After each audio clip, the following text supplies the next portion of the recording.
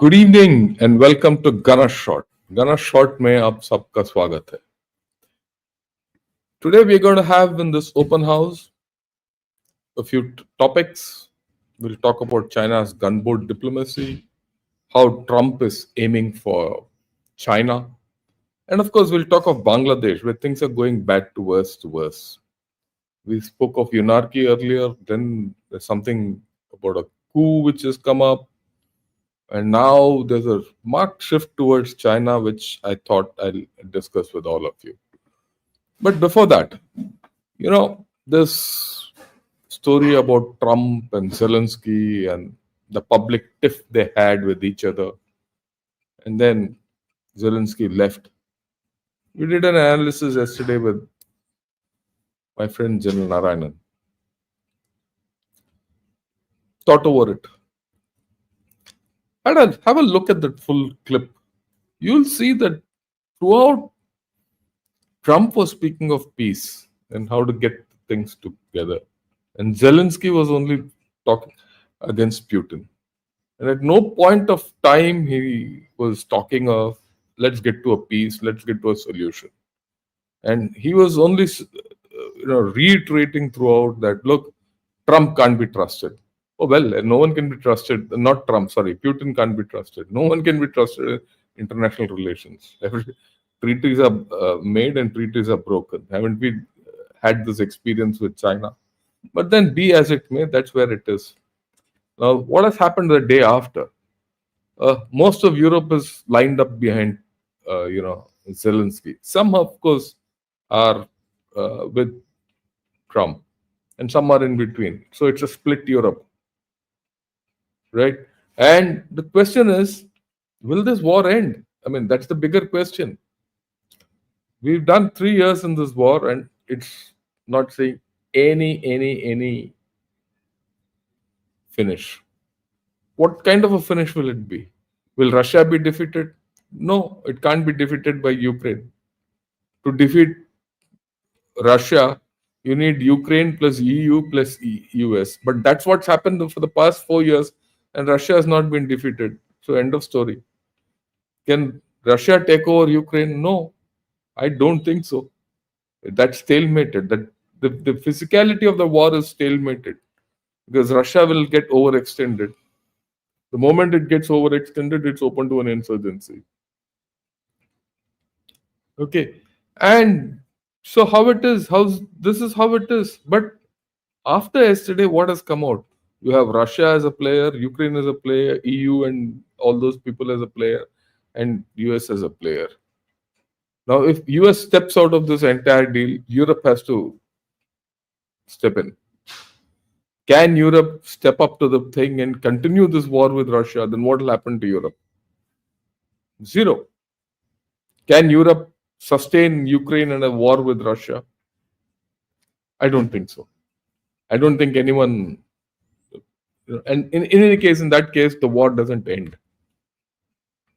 So you're going to look at another 1, 2, 3 years of war. We don't know. What will happen if such a situation happens? End of NATO. Is that acceptable to Europe? No. And it's very clear US plus war, Ukraine can't continue this war without US. So, all these combinations start coming in. In my way of looking at it, it's not in China's interest to end the war. China will be happiest if, this war continues between Russia and Europe and USA. Because then the focus is not on China. And they're making use of this time, whether we like it or not. And Trump wants to finish the war and focus on China. But China doesn't want that to happen. Right? It gives them a lot of leeway. The way I look at it, I don't think Russia is also in a great position. They understand this. They understand. Putin and Trump probably understand this paradigm very well, and they want to finish it. But then what will be the future of Ukraine? Something like Kashmir, divided Ukraine? Something like Korea, North Korea, South Korea? one under someone else's control. It can't be independent like North Korea. So what will be the end? Will it be a ceasefire line or armistice line? Let's see how things unfold. And most importantly, there are media reports that say that Zelensky is now ready to sign the mineral deal or not. Well, some of it might be false, some might be correct. But I don't see any way out. I think the mineral deal will come out. It's only a matter of time. Right.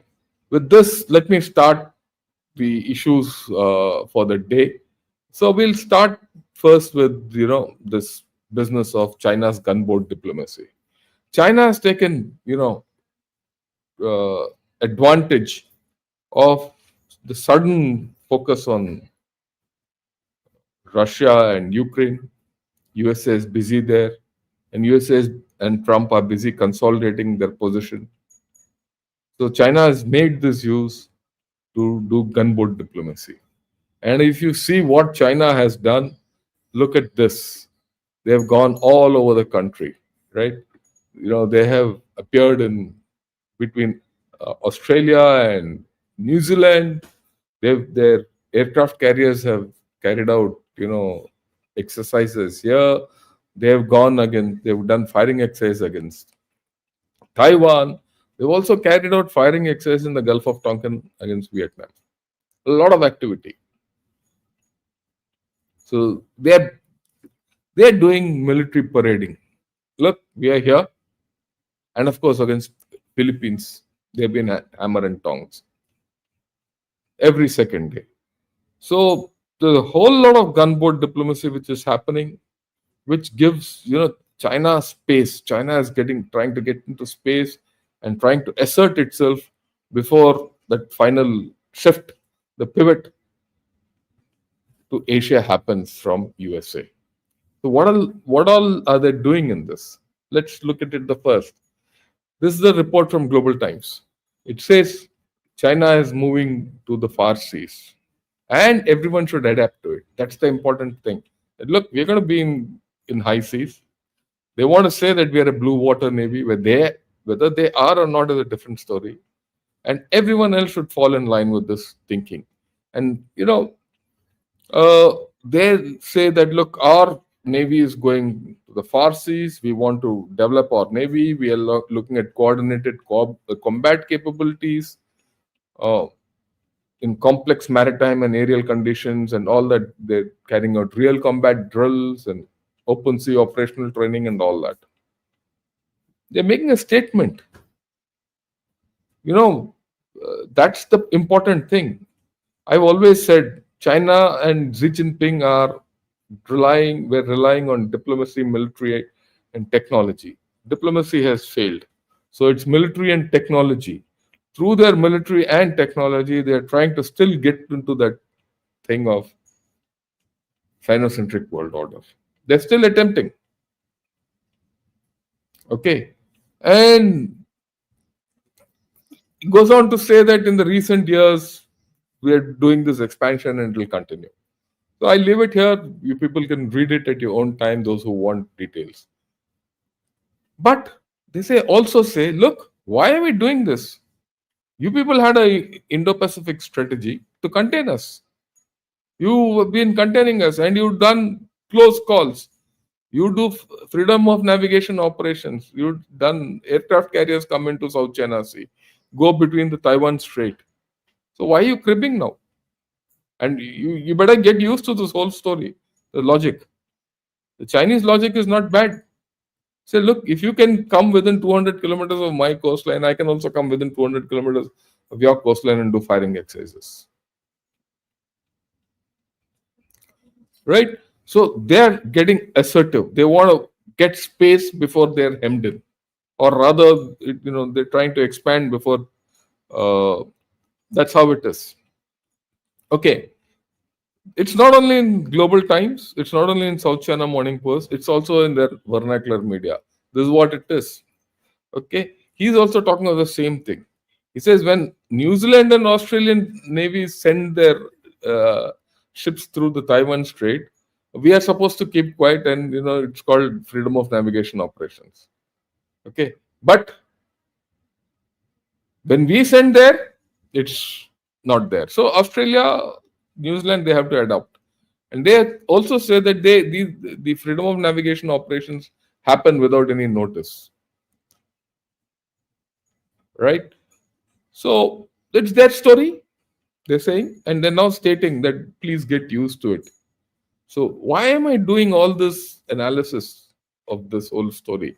I'm doing this analysis because we have to get used to this fact that tomorrow they will start. China might come and start doing this in Bay of Bengal or in Arabian Sea. Anyway, they are there or in our near vicinity. And how do we handle this? That's why I'm detailing out what China is up to as part of its gunboat diplomacy. What did they do in the Tasman Sea? That's it. You see in the center, they conducted live firing somewhere in the place where I highlighted. Okay, yeah. If you see this in the center, they've done live firing. Three warships, a frigate and a supply ship, and all that. They, it is close to the Australia's and New Zealand's EEZ, that is economic zones, exclusive economic zones, and it sparked a whole lot of alarm in Australia and New Zealand. To some extent, I'm happy. All these people who are very complacent, कि भाई मेरे पास कुछ नहीं होगा, others can have a thing. Now it is on their shores. That is the important thing. Okay. Now you see where all they came from. They came from the Pacific group of islands. They came from, and came here. So these three ships sailing and doing firing out there gives a huge message in this Pacific island or the Pacific Ocean. They're trying to establish domination. Okay. And if you look, where did they do the firing? It is, you see the lines which I've shown, these lines which are there are the exclusive economic zones and the territorial waters and all that. That we'll talk of a little later. So they're out of it. They're in international waters. So actually, New Zealand and Australia can say nothing, but they've done it. And why have they done it? You see, they've had a run-in with Australian aircraft carrying out patrols on the South China Sea. And they've deliberately fired flares in front of Australian aircraft, maritime patrol aircraft. They've done that against Canadians. They've tailed the Canadian ships and even the US ships. So China is becoming assertive, and we need to be very careful about it. More than careful, we need to understand what they're doing.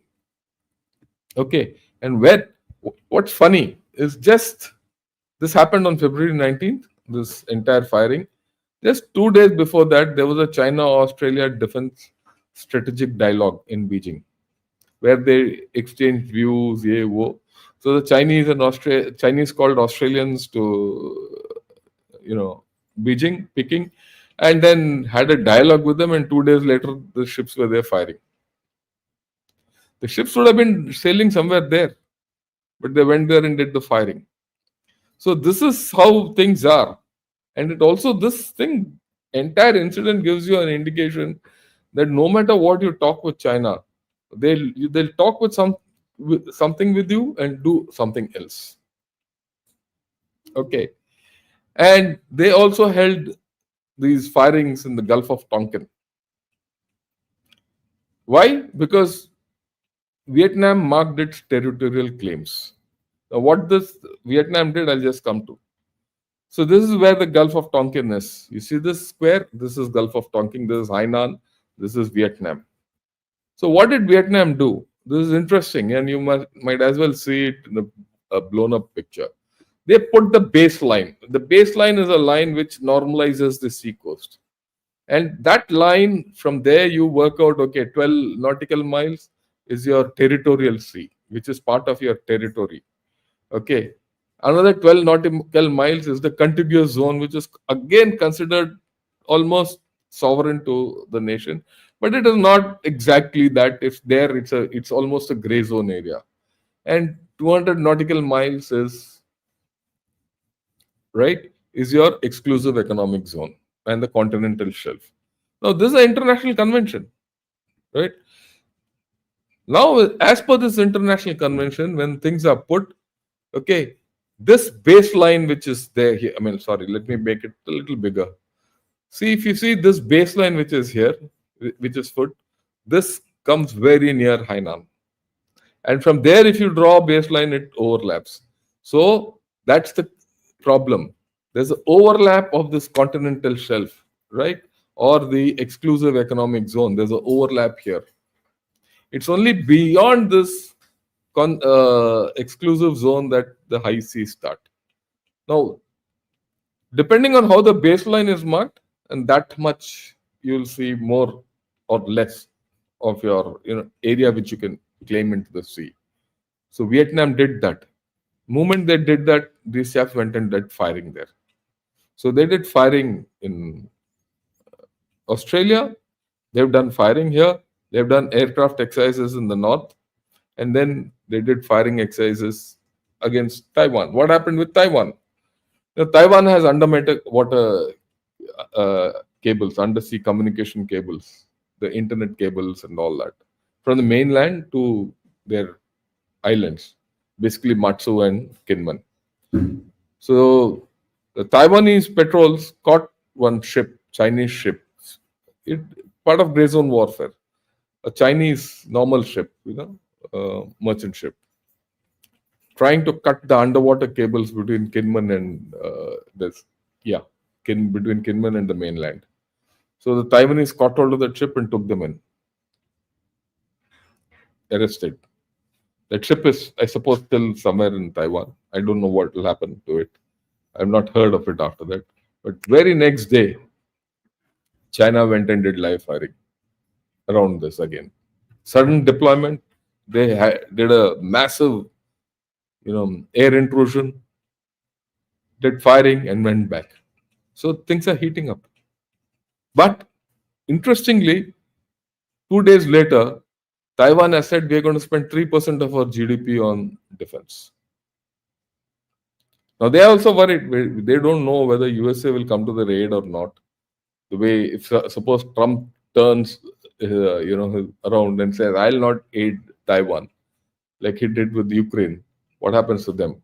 But there's a difference. Taiwan has got a lot of money, and it will put cash on table. It's prepared, and they've said we'll now put hike our defense expenditure to 3%, which will satisfy Trump, and Trump will give them equipment. So you see this is the third thing, right? And then what happened? Simultaneously, China has signed an agreement with Cook Islands. This was about a fortnight back, part of their blue economy cooperation and things like that. So you see, China is trying to get itself greater space in the Pacific. Ultimately, what is it? A greater space in the Pacific means a base to hit USA or threaten USA.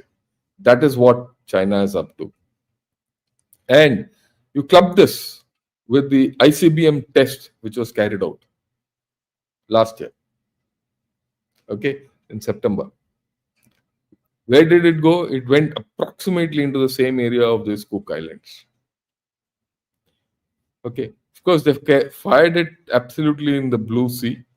No one got hurt, nothing, all that. But you look at this whole story, they are trying to assert themselves in the Pacific. Because USA is more focused on Ukraine, and Trump and co are trying to finish that off, but not able to do it. China is elbowing its way up. That is why I say China will be very happy if USA and Ukraine and Russia continue. Okay, so this is all part of gunboat diplomacy of China. But should we react, and how do I analyze this? That's the next thing.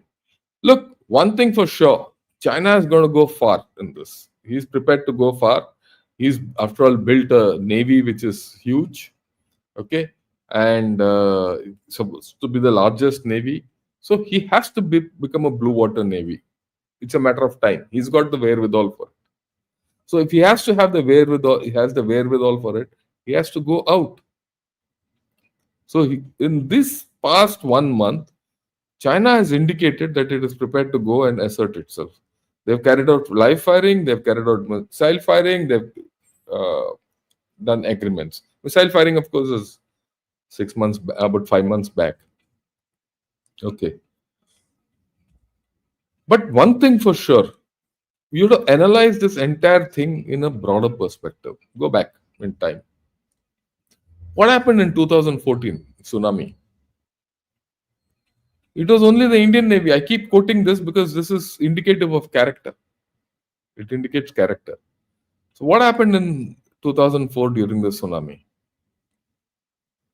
The Chinese Navy didn't come out. It was the Indian Navy and the US Navy which came out and helped people in the region. Chinese Navy kept in. What happened recently in the Red Sea when Houthis were firing across the Red Sea and piracy restarted? Which were the navies which were operating? US Navy and Indian Navy. Where was the PLA or the Chinese Navy? Nowhere, isn't it? So if you see this assertiveness and all, China is very good at carrying out demonstrations, one-sided exercises and all. The moment firing starts, the moment there's blood flowing, the moment they can get cornered, they'll retract. That's happened in Eastern Ladakh. You have to analyze their capability. It's not just that the ships are coming, all that. Their capability in the larger sense. Has China demonstrated the willingness to actually go into combat? Right? It's not so far. In fact, when faced with the situation, it has gone back. But we cannot say that tomorrow they'll not fight. We should prepare accordingly. Another thing, the Chinese fishing fleet is very active in the Arabian Sea. And just think of a time when Gwadar comes up. Gwadar will come up in some form. They put so much money. Gwadar, Djibouti will be the base from which they will operate, whether it's for control of sea lanes of communication or fishing or whatever.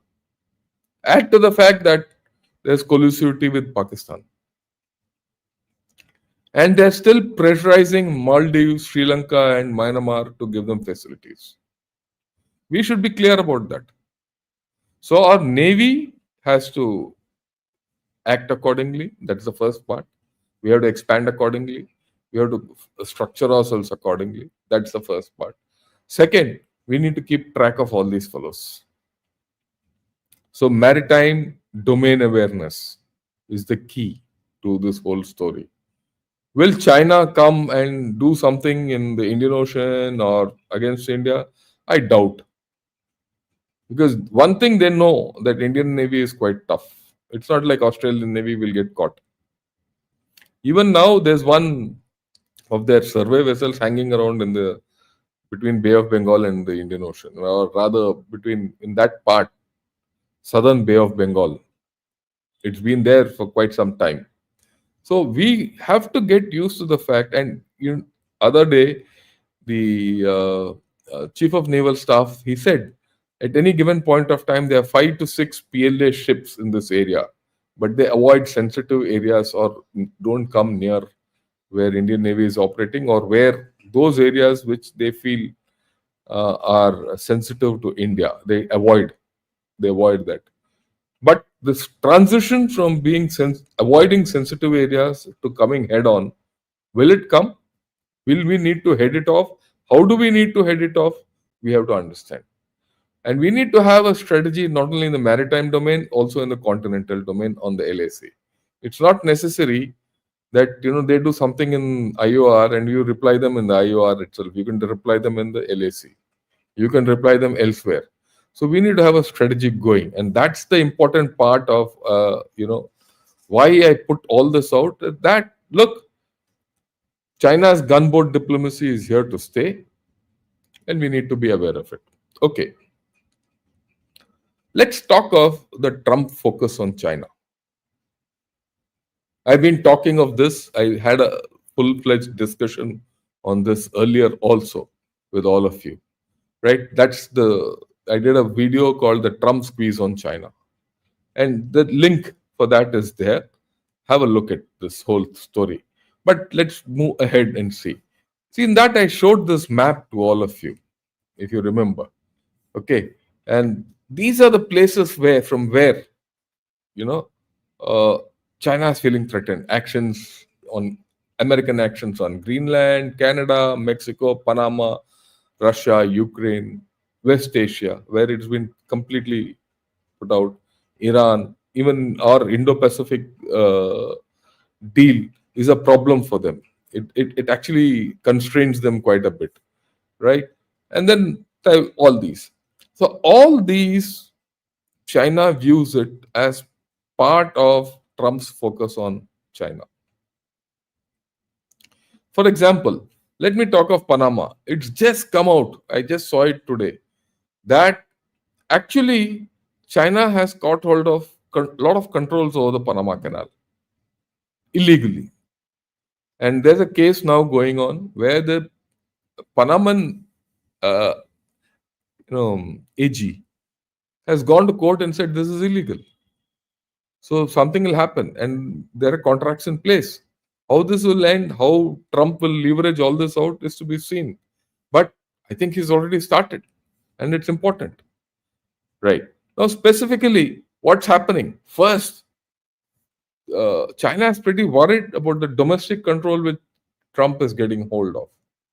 Once he feels, when you say domestic control, uh, it's part of the Monroe Doctrine of USA controlling Greenland, Canada, Mexico, and Latin America. He's getting hold of that, and that worries uh, Taiwan. Then the tariffs. Just yesterday, he is out of the blue said 20% tariffs on China. Earlier, people said, look, going a little soft on China. No, but he has done something else, right? Completely. It worries them. Trade routes and BRI, which is the trade route which they're worried about. IMEC, India, Middle East Economic Corridor going through Italy and for Piraeus, that is in Greece, Italy, and on to USA. And that is now being focused as completely against the BRI. Okay. And then, of course, the mineral policy. If this mineral policy comes into effect, and if the USA, which is trying to get hold of rare earths in some manner, and try, for example, even Ukraine itself, it gets hold of the rare earth deposit and starts mining for rare earths, the dependence on Chinese rare earths will go, and then China is on a limb. Okay. So we have to be very clear as to what is happening. And then manufacturing. And China is very worried about the thrust of Trump's manufacturing USA. On that, there's no doubt. Okay. Does it stop there? There are import-export controls being put in place. If people think that Trump is just looking at that, no, he's looking at this also. And there's force rebalancing happening. It's happening as we are talking. Okay. And the focus is on in the Indo-Pacific. Now, that's the interesting part. Someone might turn around and say, look, what's all this happening? Will Trump be able to do it? Is this a plan? Everyone said Trump is transactional. Well, Trump ko to deal chahiye. While he's looking at deals, I think he's come with a strategy. And that is now amply clear. 1.5 months down the line, at least I'm clear that there's a strategy in place. And Trump is moving as per a strategy. Is this strategy put in place just after taking over? I don't think so. He's got a team going. I mean, we shouldn't discount the fact that a person who has been a president, defeated, then he makes a re-election. He's all bluster and things like that. He's got a plan, and that plan is being executed. We might not feel that plan, but China feels that plan because it's the heat is on China. Okay. Now you will say, what is so? Look at this. He's just put this 20% imports and tariffs from China, and it's going to go into effect next week.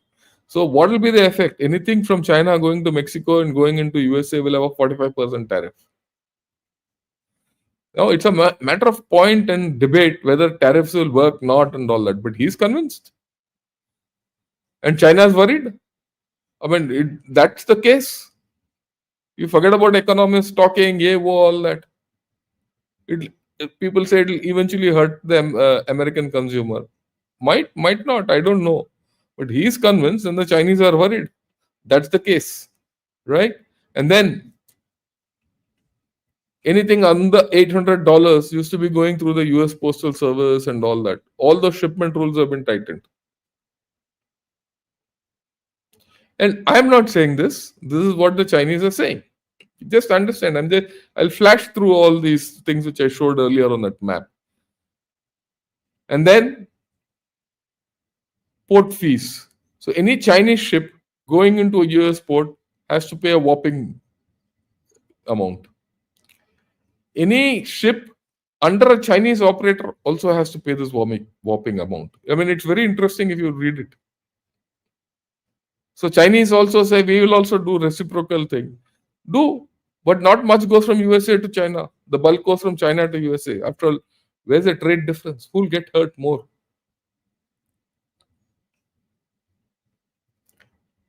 Okay, if that is the case, people will, so that will force for some time, yes, people in USA will have to pay more, but he's forcing people to set up manufacturing in USA and not depend on China. Or look at alternates. And that is why you see a lot of people now trying to come to India. Even EU is coming to India. After all, just 3 days back, Ursula von der Leyen met with our prime minister, and they're looking at a free trade agreement by the end of the year. That's too far. You will see this happening. People said, "Oh, it won't happen," but it will happen. It's a matter of time. Let's not be in a hurry to think it will happen overnight. It will take 2-3 years more, but it will happen. Guanja reports he is pressurizing Japan and Netherlands to, ensure that hardware required for AI and Shai doesn't go in.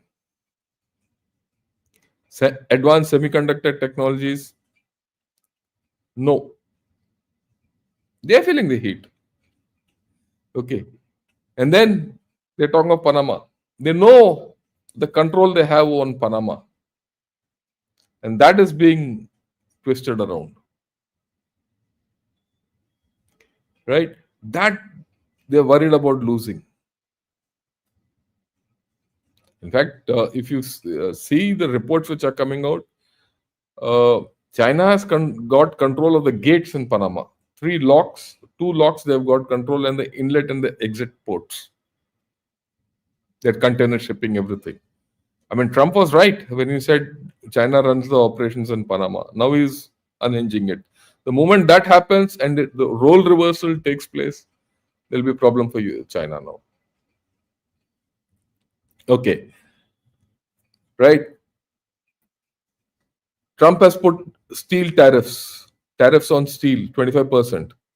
Where will it hit? I said this in the last podcast that it's going to hit China, isn't it? Well, people said no, it will be. तो ऐसे बोल रहा होगा. But now the Chinese are discussing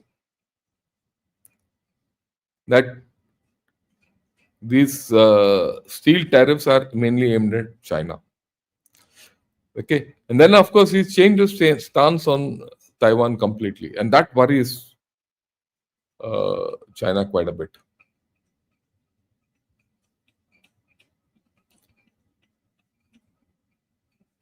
means that China can't, claim that one China principle as easily as it used to earlier, and many things. It also increases the US commitment in Taiwan. So people said, look, will, US support Taiwan? Will Trump support Taiwan, or he'll let it go under the bus? He might let Ukraine go under the bus. Though, actually, the way I look at it, it is Zelensky himself who went under the bus, not Trump. But in this case, I don't think he's prepared to let Taiwan go under. Okay. And, while while China has made use of the space and lack of focus and attention on itself to do what it wants to, uh, China is also worried about the outcomes in Ukraine. It is also focused there. China is also worried of the fact that it has been kicked out of Middle East completely. Just think the geopolitical loss which China is going to face. It's got not. It doesn't have a great influence or presence in Middle East. It'll buy oil, shale, and all that. Fine. Uh, Arctic routes, Russia and US, when they equalize, or rather when they come to some terms, they'll keep China out, right? And in any case, in Europe, China doesn't have a leg to stand on today. Europe is not going to be kind to China. So the focus is on China. We need to understand. Why am I saying all this? We need to how do we leverage this is the major issue for us. This is something which is very interesting. What does Trump's America First investment policy? America First investment policy, what does it mean for China? Look at this. That means that any US outbound investment into China in all these things, semiconductors, AI, quantum, hypersonics, aerospace, and all that will not be done. So US firms can't invest into China where there is sensitive technology involved. America First investment. Similarly, it restricts China from investing into American technology. All this again, same, see, critical infrastructure, healthcare, agriculture, energy, raw materials, and all that. Americans can't go and invest in China's military industrial sector or into civil military fusion, and the reverse is also true, and it is put it in effect already. Right? Interesting. What's happening, and we need to be on the ball. Now, as a result, global supply chains are rewiring. And Trump wants production shift back from Asia to America. There's no more friend shoring and all that. He wants shoring in USA. And we need to be clear how we develop this equation with a lot of investment. When we look at investment, what is that investment you're looking at? How are you going to get it? Because going the production route might not be, or the manufacturing route might not work. He might not allow such investment into India. People might not come to invest into your manufacturing.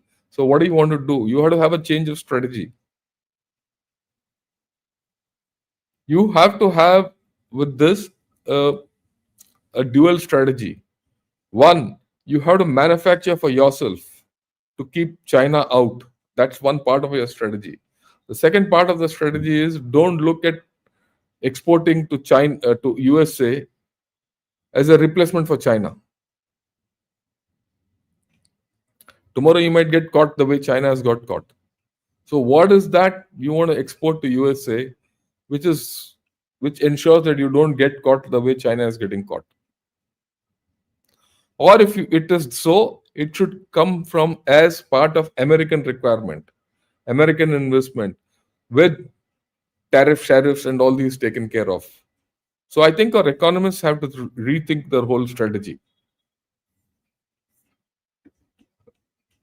Okay. And then, of course, this latest thing, gold cards, $5 million per for a citizenship. That's a lot of money for $5 million. But there's a plan behind it. What's the plan? If a person has $5 million to buy his citizenship, he must be, either way I look at it, at least 20 times that amount. Otherwise, in some form, industry, investment, jo bhi hai. Okay, $100 million. And what I heard is something like about 200,000 people are lining up. If that is correct, you're looking at a $1 trillion inflow into USA. That's a lot of money. All this deficit will be cleared off in the go. And that money will come from where? China. Because now there's a report which I saw just shortly back that the wealthy in China are huge and they want to take the money out somehow or the other. And a lot of them have already cupped the money out, but they can't leave China for the simple reason they don't know their future here. But now if the chap has $5 million, he'll shift and take his chances in USA. That will be to China's loss. And all these guys, if they have that kind of money and everything, they must be high-end businessmen and they'll do good in USA because they'll have nothing to do with China. They must be wanting to get out. So all these games are being played.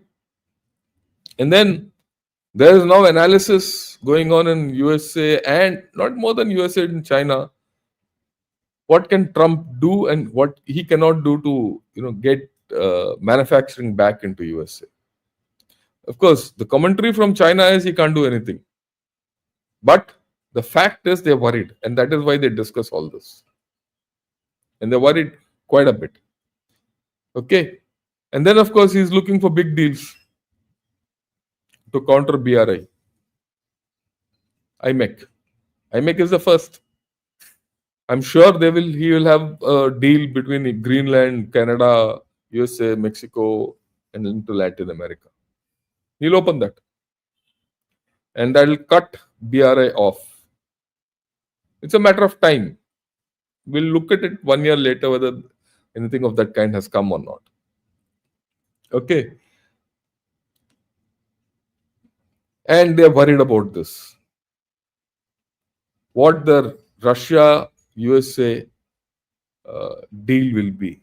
Whatever the deal, peace in Ukraine is a problem for China. That we should be clear, and they're worried. And any kind of deal with Putin means the Russia-China relationship gets degraded. Because Putin has to give some undertakings to USA for the deal. And those undertakings will naturally degrade that relationship. And that worries China quite a bit. Right? And I told you, redeployment and rebalancing. Just see this. This comes from Guancha. This doesn't come from, Western sources. Carl Vincent has gone into South Korea for exercises. I mean, we are talking of Chinese shipping going to Australia, 3 ships. How far is South Korea from China? And they're going to do an aircraft carrier exercise next to China. And when that aircraft carrier sails out, its strike radius will cover China. And they're worried. That is why, when I say Trump is focusing on China, now I'm substantiating whatever is there on ground. That's the point. Right? So I think I would suggest all of you to have a look at this video and also look at the previous video. And if you people like this video and what I'm doing now, I would request you to like the video and also subscribe to Ghana Shot. I'll continue these, podcasts, irrespective of how many people watch, no subscribers, that doesn't matter me much. value should go to you. Okay. Okay. Now let me talk about Bangladesh. We've heard of a coup, we've heard of anarchy, and well, is it shifting to China? We have reason to be worried. I went on News 9 about 4 days back and I spoke and we discussed this issue of the coup and all that, right? And I mean, Bangladesh is slowly turning out to be a major problem for us. We need to recognize it, need to track it, we need to see where this goes and what options do we have. And for that, you need to know the pulse of this nation. Okay, I'll take you through the issues and major issues which are happening in Bangladesh. Okay, first and foremost, look at this. What the Chief of Army Staff said. This is well known, but I'll reiterate it. নিজেরা যদি কাদা ছোড়াছুড়ি করেন, মারামারি কাটাকাটি করেন, এই দেশ এবং জাতির স্বাধীনতা সার্বভৌমত্ব বিপন্ন হবে। আমি আজকে বলে দিলাম, নাইলে আপনারা বলবেন যে আমি আপনাদের সতর্ক করিনি। আমি সতর্ক করে দিচ্ছি আপনাদের। আমার অন্য কোনো আকাঙ্ক্ষা নাই, আমার একটাই আকাঙ্ক্ষা, দেশ এবং জাতিটাকে একটা সুন্দর জায়গায় রেখে ছুটি করা। I had enough. Was last 7-8 months I had enough. আমি চাই দেশ এবং জাতিকে একটা সুন্দর জায়গায় রেখে আমরা সেনানিবাসে ফেরত আসবো। আরেকটা জরুরি বিষয় যেটা, he's had enough for the past 6-7 months. That's what he says. So if he's had enough, what's he going to do? পরে বলবেন, sorry. If he's had enough, what's he going to do? That is the issue. Will he undertake a coup? Are there conditions for a coup? Let's examine that. Look at the politics. Both the Begums have made an return. Okay. Sheikh Hasina has spoken. Khalida Zia has also spoken. Whatever they've spoken, whether they're good, bad, or ugly is not the point, but they've spoken. And following that, there is a pressure from the BNP side to hold elections. But then the whole story of elections in Bangladesh is chicken versus the egg. Which will happen first? Elections or reforms? That's the chicken and the egg. Which is the chicken, which is the egg, we don't know. Okay, but the political heat in Bangladesh is getting stronger. And there's lack of trust in the electoral system. Issues. You look at the span of these headlines and you come to know the pulse of this nation. Right. And this is all from BNP. There's only one voice coming out because the radicals are on all for what's happening. Okay. He says, look, any reform needs people's representative. Without people's representative, what's the reform? Same chicken and egg story. So will this get resolved? I don't think so. Neither there are elections nor there are reforms. That's the point. There's a lot which wants reforms. There's a lot which wants elections first. But what is happening? Neither. And that is what is leading us into a political crisis of sorts. Now these student wings and student leagues or whatever, the student bodies, they've started fighting each other at the bottom. See the political crisis which is there, which is festering in Bangladesh. And they're using the words chaos after the revolution. So first, this revolution is fake, and then there's chaos now. There's complete chaos in Bangladesh.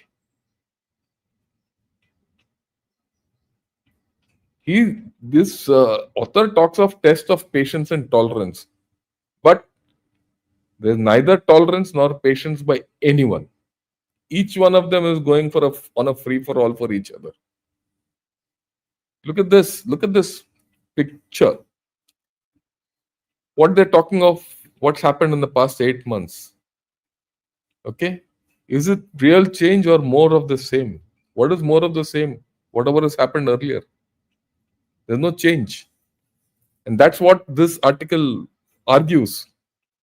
This is something like what happened earlier. In fact, the state is worse. People talk of revolution, freedom, and all that, but actual state has become worse than what it was under Sheikh Hasina. I am not a proponent for Sheikh Hasina, but when you disturb a equation, a new equation has to set in, and the new equation has to be better than the old equation. Unfortunately, in Bangladesh, it's not so. It's gone worse. What Bangladesh does for itself, it's their baby. I'm not interested, but I'm interested in India and how we monitor and keep track of the evolving situation, because sooner or later we have to have face a situation where we have to take tough options, and that's coming up. Look at the crime. The crime is something which one has to understand. There are midnight protests of surge in crime. Police data shows spike in crime. There is moral policing. There is complete breakdown of law and order. The chief of army staff has said the armed forces will continue to maintain law and order because the police have stopped functioning. Now, if the armed forces start doing day-to-day policing, sooner or later they'll also get corrupt and they'll also get politicized. How far will the chief of army staff be able to control Bangladesh army is a question mark. Will he be able to handle the situation when it blows? Will it blow? Good chances. Look at this. In this, the Daily Star talks of the reality of free media. This is what he says. 140 journalists accused of murder. Journalists being accused of murder, and cases have been filed against them. 28 journalists have been, charged for crimes against humanity. The last sentence is interesting. We have the highest number of murder accused journalists in the world, and they're all in the can. So what free press? I don't know how Daily Star comes out with these things and gets away with it. But I suppose no one is interested because they're all playing their own games. Okay? And then at times they come out that don't go to hardliners. Obviously, someone is going to the hardliners. That's why such things come out. And what does it say? It says it's no big secret that ever since the fall of the previous government, fringe religious extremists have ostensibly become more emboldened in pushing their retrograde ideologies in Bangladesh. This is their editorials and op-eds. The radicalization and the ideological extremism which is now growing in Bangladesh is beyond doubt. Whenever hereafter we have to deal with Bangladesh, it is with a more radical Bangladesh. The saner elements are being marginalized.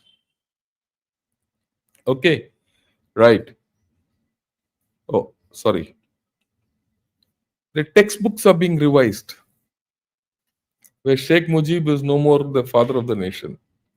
Who's the father of the nation? Ziaur Rahman, as per the latest textbooks. This is something mind blowing. Who was Ziaur Rahman? He's a person who engineered the coup.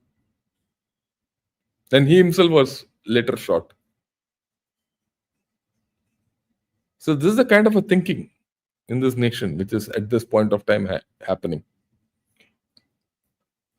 And it's now clear that one Bangladesh firm with two people got $29 million. And this is a corrupt nation. We know it. It is it beats Pakistan in corruption as per the World Corruption Index, as published by Daily Star earlier. This entire coup, shoe, and all, now with the whole story, the money, everything is now clear. This is the details being which have been put out. Okay, and this has been put out by RT, who Russia. How much funds USAID funds to Bangladesh? How it suddenly jumped everything. If you have a look at it in great detail, you will understand this whole thing was a hoax. There's nothing left to imagination. Okay, and then of course, just see.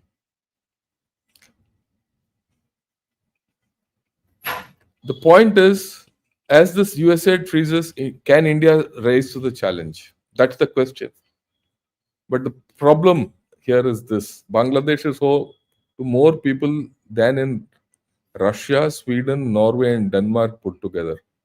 By 2050, it will need to feed and educate and nurture 220 million people within an area living which is smaller than England and Wales.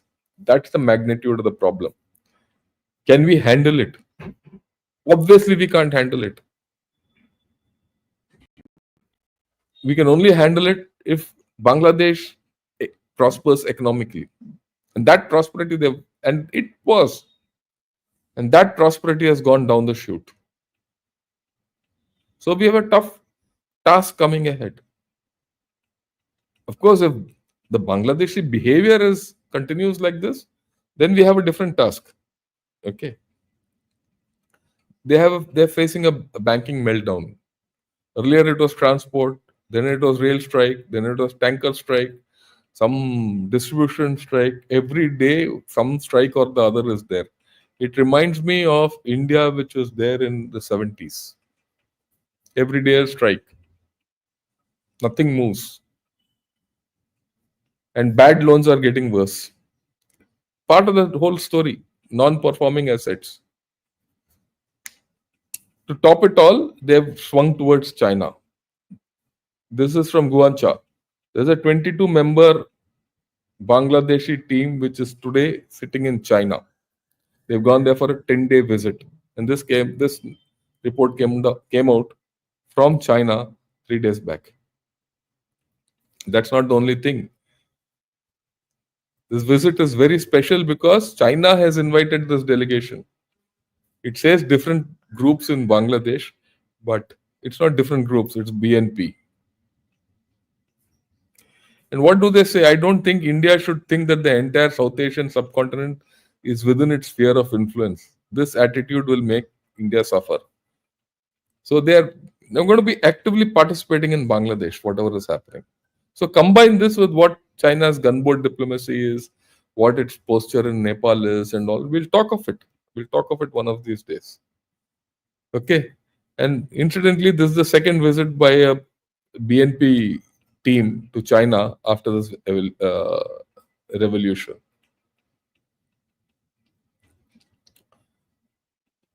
The Chinese ambassador is talking of how to restart the Teesta project, which will be next to North Bengal. There are open discussions going on. So there's a marked shift happening.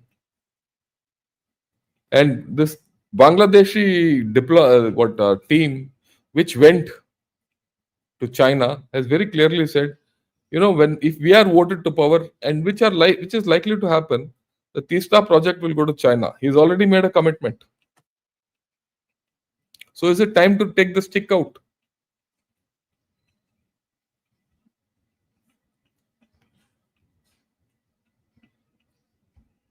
And this is an editorial in Dhaka Tribune. It's about India and Bangladesh must work together. This is the only sensible piece of editorial which I found in the past 1 month. He says India has been our closest ally from playing a major role during our inception as a nation in 1971 to being a key partner in every facet of the economy. There is no denying India's importance to Bangladesh. But this is lost in everything else. There is only piece of good news about India which I read in the recent past. anything about Bangladesh today is retrograde. And the shift to China, which is now apparent, we need to take care of this in a manner which is appropriate. How we do it, what are the things, we'll see. Of course, we also have to see whether a coup will eventually happen or not. How will things play out? How will the anarchy descend? It's already in a state of anarchy. What will happen? But we need to keep our pulse on. We need to keep our options on. What options? We'll discuss in one of the webinars which I conduct. Let me see when to do it. But I thought I'll put across to you that everything from a coup to Chinese entry to anarchy, everything is on the cards in Bangladesh, and we have to be alive to it, and we have to take appropriate action. Right. With this, uh, I'll take a few questions which you have. I'm sure you have a few, and then we'll see where it goes. Okay. Yeah. I don't see. Yeah. What is the end game of various participants in the Russia, Ukraine, China, Taiwan, Middle East face off? Is it to regaining relevance in the world or just muscle flexing? Look, Akash, there's a very clear case of the global order being reset. And everyone wants his place in the new global order. Okay, including India. So it's not muscle flexing. Uh, China wants space. It wants to, before, do something and put some things in place before US turns its focus there. Russia is now seeing how it can end the Ukraine war. Russia is also interested. So is Trump, because he wants to get off this Ukraine and Europe and all and focus on China. Europe, I don't know what it wants. Anyway, tomorrow we'll speak to Ambassador Gurjit Singh when he talks of Germany. Then we'll come to know what it is. Okay. And of course, the new area which is opening up, the Arctic Circle, is a thing. Yeah.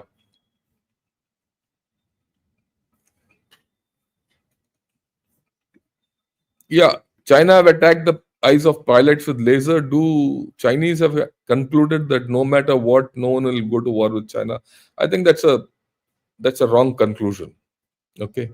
Someday something will happen and then China will start running around. It like they did in Eastern Ladakh. They kept there sitting for 4 years and ultimately they had to go back.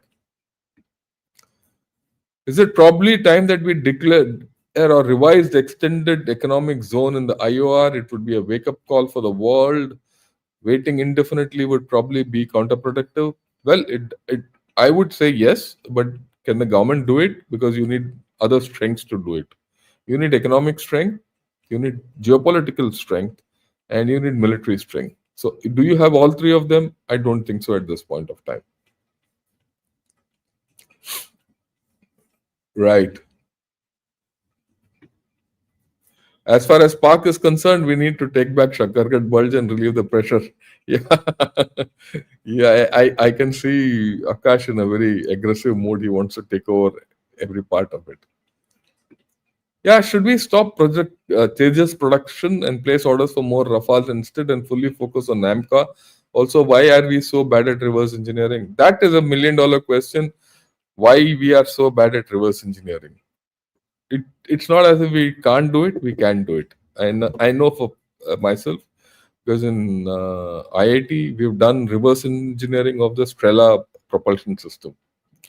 We can, and it has to be a major program. If you do a major program, it will be successful because most of our missiles are Russian in nature.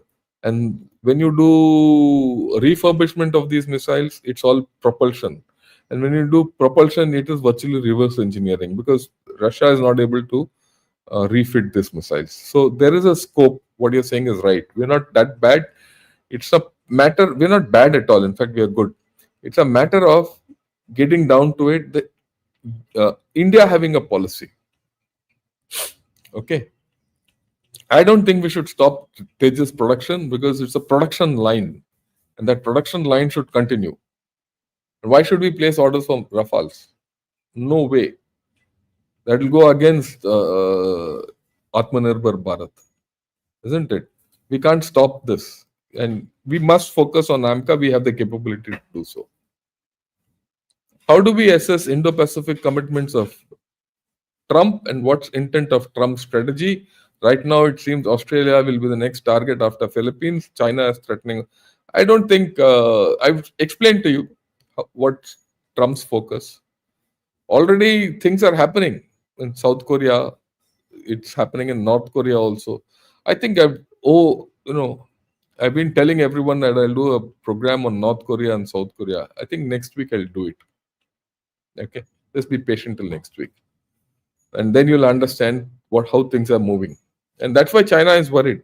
There's no doubt. What do you think about the kill KIIT controversy will deteriorate India-Nepal relations? No. I think that will be papered over. KIIT, na? Oh, that will get sorted out. Don't worry. It's from your state, no? That's why you're feeling about it. Okay.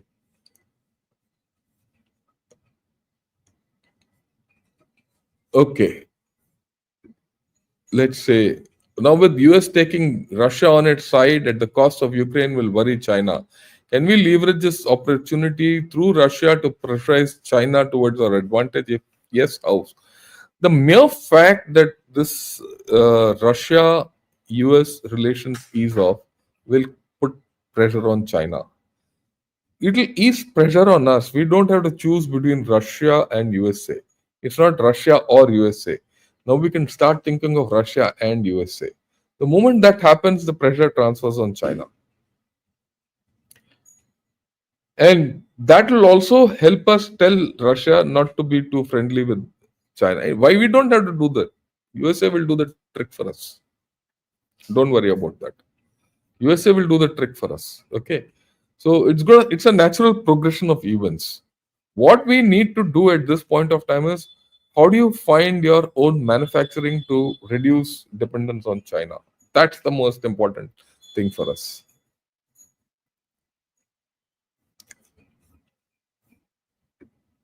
Oh, I'm doing fine, Murgesan. I hope you are doing fine also. I must tell you that from fourth, fifth, sixth, seventh, eighth, I'll be out.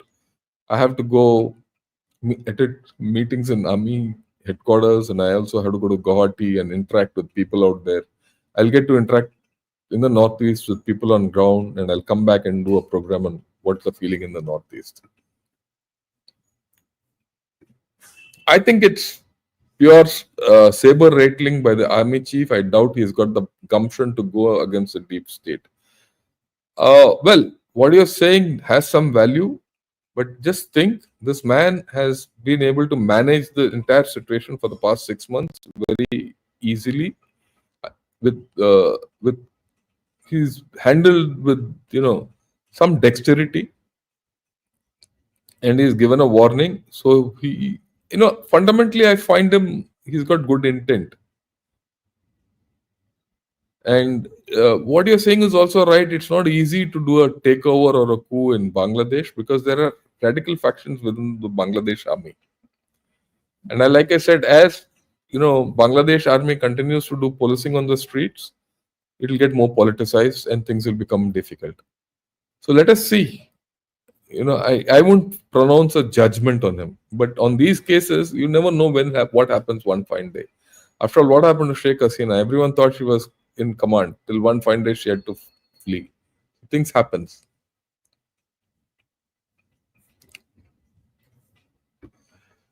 I think Bangladesh opposition parties forcing re-election in 6 months, Yunus fleeing to some Muslim country, and Sheikh Hasina fighting the election again. We need to encash it. Let's see how things move. Everything is up in the air as far as Bangladesh is concerned. But I don't think Sheikh Hasina will go back in a hurry. That's my personal feeling.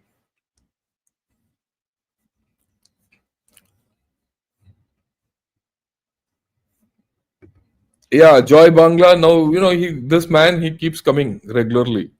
and he keeps giving all negative comments because he's from Bangladesh and he's whatever he is.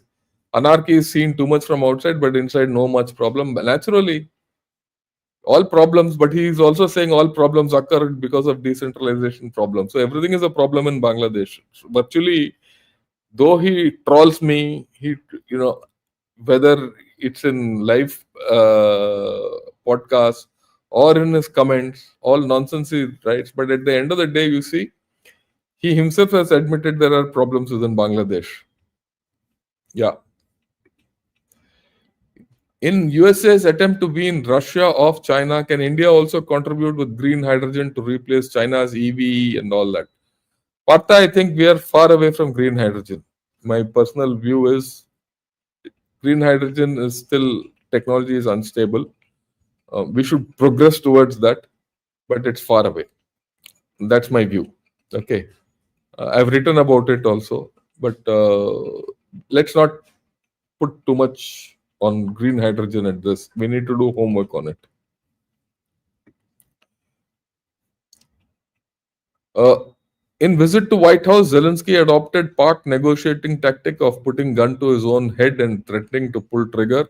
Will Pak now have to get a new strategy and learn a new lesson? I like the way you put it.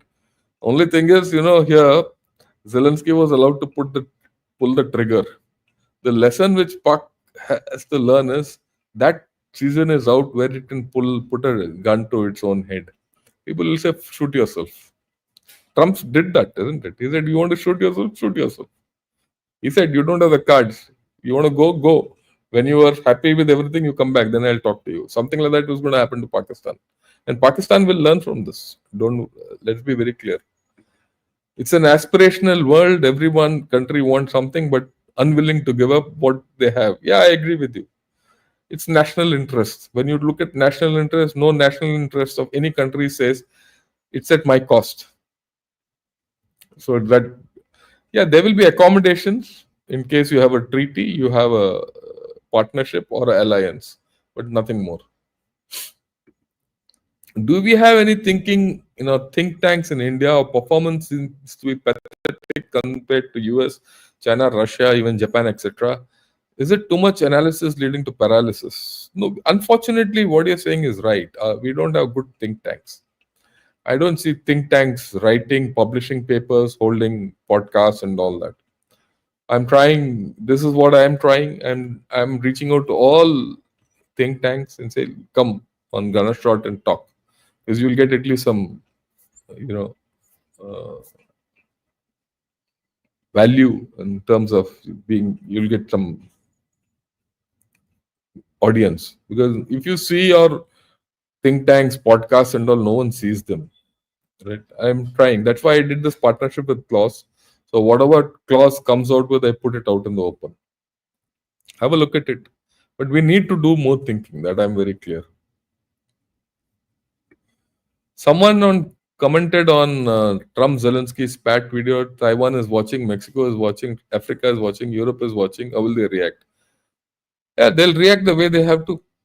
Haven't we reacted? They all will take their lessons from this whole story. And they will all conclude, look, we are dealing with a different America and not the same old America as what we were dealing with day before yesterday.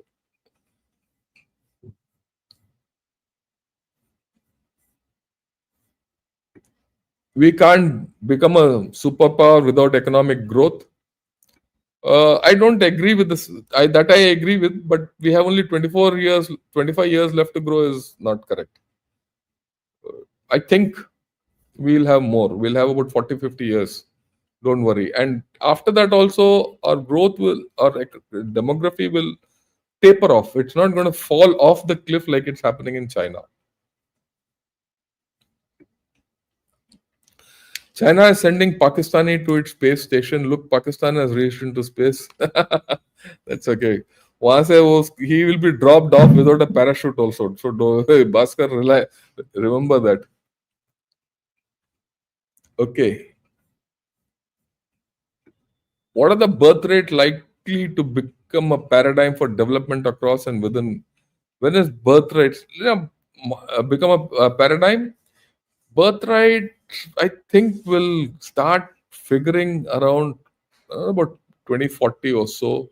We'll have to start looking at birth rate seriously. Today, the birth rates are being looked at in South India. When UP starts getting into that problem, that is the time when we have to think.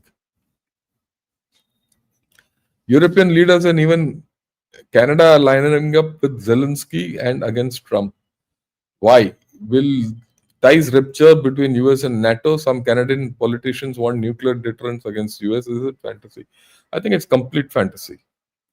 What will happen? Look at it. That's what I explained to you earlier. If Europe goes against USA, NATO will break. Their cover will break. Their security guarantees will break. They don't have their own capability to prop up Ukraine. And in case Trump equalizes or normalizes equations with Russia, he will do it if this happens. Russia gains, and there are no sanctions, nothing, nothing. Then who loses? EU and Ukraine, isn't it? And Canada. Canada to chhod do abhi. Canada will get sorted out internally. So all this is grandstanding. All these chaps are playing to their audience and their voter base. Sooner or later, there will be some arm twisting. Like yesterday we discussed, I expect Zelensky to go in the next 3-4 months, maybe 5 months, 6 months. After that, the real negotiation will start. The mineral deal will come back. I think the mineral deal is critical for peace in Ukraine. Europe has technology but not giving out. At the same time, they want FTA. How can we take technology from Europe? Look, Europe has a choice. If it wants a FTA, it has to give technology. If it doesn't want FTA, if it doesn't want to give technology, it doesn't get a FTA. If it doesn't get a FTA, it will sink. As simple as that. Because it can't go to China. Because if it goes to China, their economic demise is certain. They know that. The lifeline from America is going down. So where else will they go? They have to come to India. So we have to be smart enough to handle this. That's what it is. National interests and shared ones, but what about human interests? Is idealism dead in modern world? Absolutely. There's no ideals left. Let's be very clear. In national interest, there are no ideals. The moment you put ideals in national interest, you'll face a national loss like it happened in 62.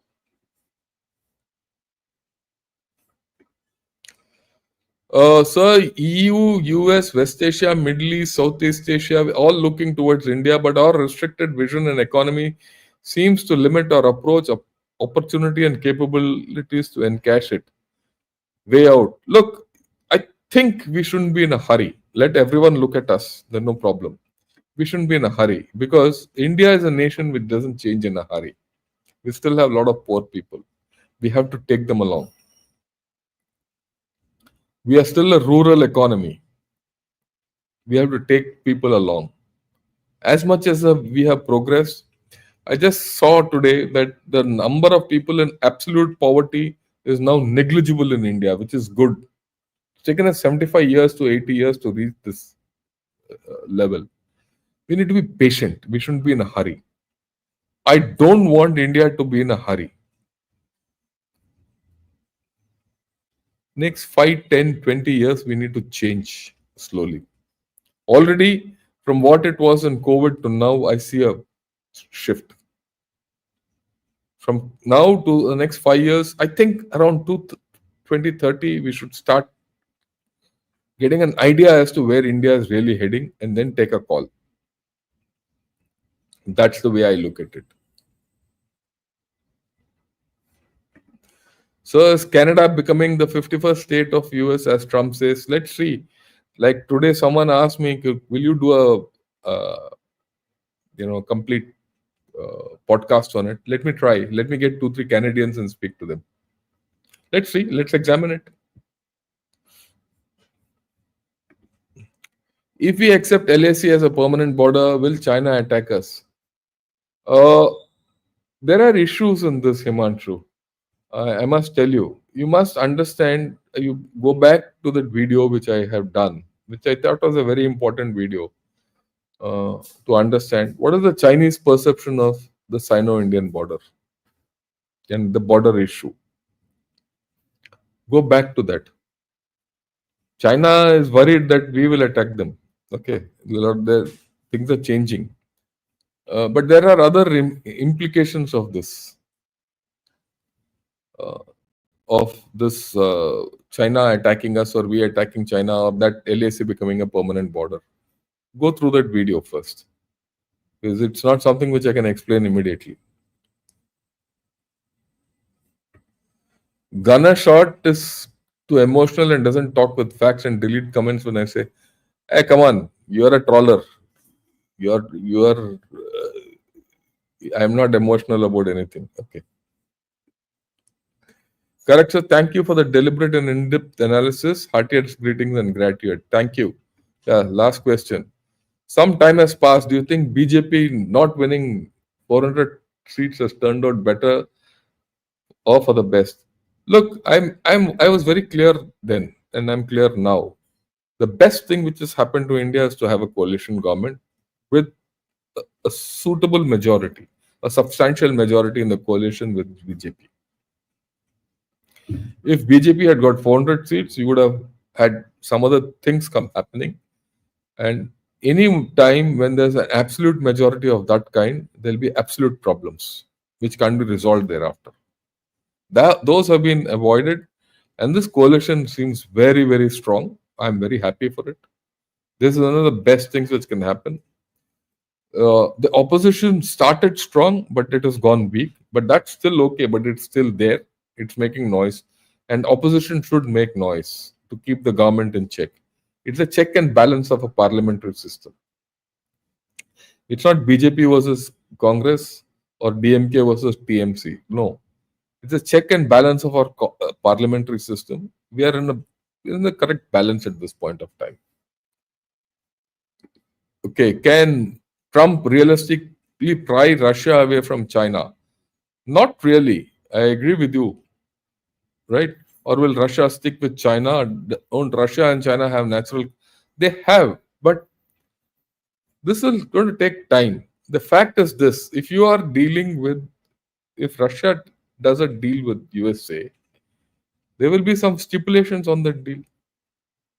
Now, at the moment those stipulations of the deal come, whatever the deal is, they will be against China, or China will not get value out of it, which will naturally start. It's a natural phenomenon that naturally start eroding and denuding the China-Russia equation. You see, it's like this: when Russia and China, we had a very good equation with Russia. When Russia and China went into this no holds barred friendship, no limits friendship and all, weren't we uncomfortable? Haven't we pulled back a little from Russia on certain issues? Same thing will happen, and that is good enough. And then those contradictions of theirs will start coming into play.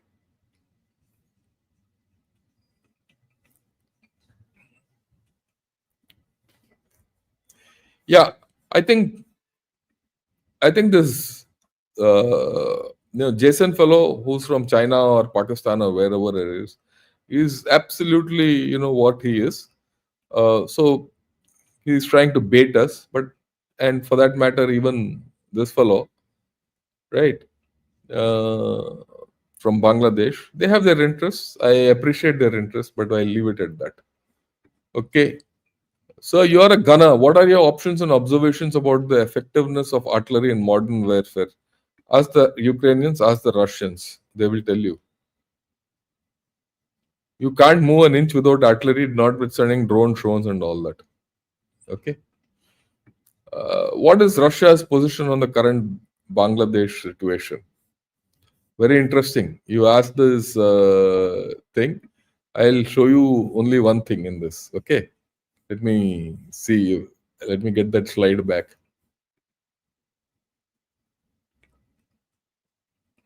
Yeah. Yeah. Look at this slide. Look at this slide, Anik. This is from RT, Russian television. That's their tweet. They are the ones who pointed out what is happening in Bangladesh. So, you have to leverage this. That tells you everything. That gives you, he has put completely everything out. Okay. So that's where it is. Yeah, I think I have exhausted all questions except those of trawlers. I think thanks a lot. Good evening. And tomorrow we'll meet at 8 o'clock in the evening and talk of Germany and Germany elections. Till then, have a great day. Good evening and Jai Hind.